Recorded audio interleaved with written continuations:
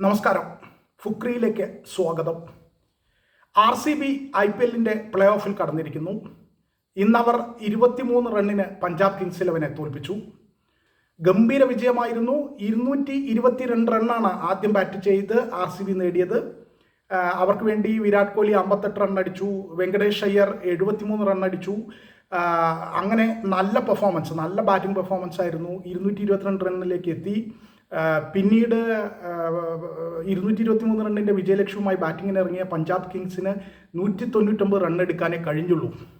അവർക്ക് വേണ്ടി batting lower ഓർഡറിൽ കളിക്കുന്ന ശശാങ്ക് സിംഗ് ആണ് ഏക അർദ്ധ സെഞ്ചുറി നേടിയത്. 56 റണ്ണാണ് ശശാങ്ക് സിംഗ് അടിച്ചത്. അതിനർത്ഥം ടോപ്പ് ഓർഡർ പൂർണ്ണമായും പരാജയപ്പെട്ടു എന്നാണ്.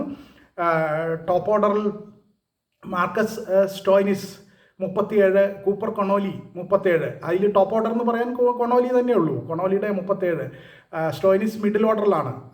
സ്റ്റോയിനിസും 37 അടിച്ചു, കൊണോലിയും 37 അടിച്ചു. പിന്നെ ശശാങ്ക് സിംഗ് ആണ് 56. അതിൽ നിന്ന് തന്നെ വ്യക്തമാണ് അവർ ടോപ്പ് ഓർഡർ പൂർണ്ണമായും പരാജയപ്പെട്ടു. ആ അർത്ഥത്തിൽ RCB പ്ലേ ഓഫിലേക്ക് കടന്നു. 9 കളികൾ ജയിച്ച് 18 പോയിന്റുമായിട്ടാണ് RCB പ്ലേ ഓഫിലേക്ക് കടന്നിരിക്കുന്നത്. അതേസമയം പഞ്ചാബ് കിങ്സ് അവരുടെ തുടർച്ചയായി 6ാമത്തെ തോൽവി. നേരത്തെ ആദ്യഘട്ടത്തിൽ ഗംഭീര വിജയങ്ങളായി മുന്നേറിക്കൊണ്ടിരുന്ന പഞ്ചാബ് കിങ്സ് 7 മത്സരങ്ങളിൽ 13 പോയിന്റുമായിട്ടായിരുന്നു നിന്നിരുന്നത്. എന്നാൽ പിന്നീട് വന്ന 6 കളികളും തോറ്റ് ഇപ്പോഴും ആ 13 പോയിന്റിൽ നിൽക്കുകയാണ്. ഇനി അവർക്ക് ആകെ ഒരു കളിയാണുള്ളത്. ആ കളി ജയിച്ചാൽ പോലും മറ്റ് ടീമുകളുടെ വിജയപരാജയങ്ങളെ ആശ്രയിച്ചിരിക്കും, നെറ്റ് റൺ റേറ്റ് ആശ്രയിച്ചിരിക്കും. എന്തായാലും പഞ്ചാബ് കിങ്സിൻ്റെ ഈ IPL അവരുടെ പ്രകടനം ദയനീയം, ദുരന്തം എന്നേ പറയാനുള്ളൂ.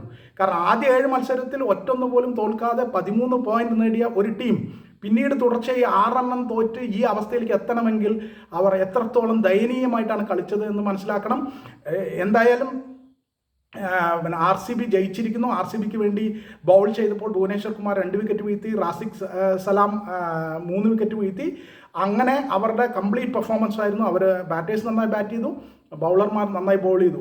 എന്തായാലും RCB ഇതാദ്യം പ്ലേ ഓഫിൽ ആദ്യത്തെ ടീമാണ്. ഈ IPL സീസണിലെ പ്ലേ ഓഫിലെത്തുന്ന ആദ്യത്തെ ടീമായി മാറിയിരിക്കുന്നു.